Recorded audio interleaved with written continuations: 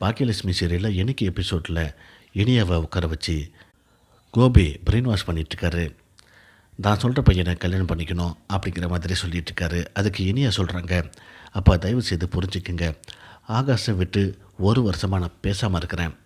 ஆகாஷ் மேலே எனக்கு லவ் தான் இருக்குதே தவிர இன்ஃபேக்சுவேஷன் கிடையாது. ஒரு வருஷமாக அப்படி லவ் இல்லை அப்படின்னா இன்னும் நான் எதுக்கு ஆகாஷை நினச்சிட்டு இருக்க போகிறேன்? இதுலேருந்து நீங்கள் புரிஞ்சுக்க வேணாமா அப்படின்னு சொல்லிட்டு இனியா கேட்குறாங்க. இங்கே பாரு இனியா, நீ நல்லா படித்த பொண்ணு, அறிவாளி, உனக்கு அதிகமாக சொல்ல வேண்டிய அவசியம் இல்லை. நீ ஆகாஷை கூட பழகிட்ட, அவனையும் கல்யாணம் பண்ணிக்கிறேன் அப்படின்ட்டு சம்மந்தமும் சொல்லிட்ட. இப்படி இருக்கும்போது இப்போ வேற ஒருத்தனை எப்படி நினச்சி பார்க்குறது அப்படின்ட்டு நீ கில்ட்டியாக ஃபீல் பண்ணுற. அதான் உனக்கு இந்த அளவுக்கு பிகப் பண்ண வைக்கிது. மற்றபடி வேறு எதுவுமே கிடையாது. உன் வாழ்க்கைக்கு எது நல்லது அப்படிங்கிறது நீ தான் முடிவு பண்ணிக்கணும். 2 ஆப்ஷன் உனக்கு கொடுத்தாச்சு. அந்த 2த்தில் எது நல்லது எது கெட்டது அப்படின்ட்டு படித்த பொண்ணு நீனே முடிவு பண்ணிக்குமா அப்படின்னு சொல்லிட்டு கோபி சொல்கிறாரு.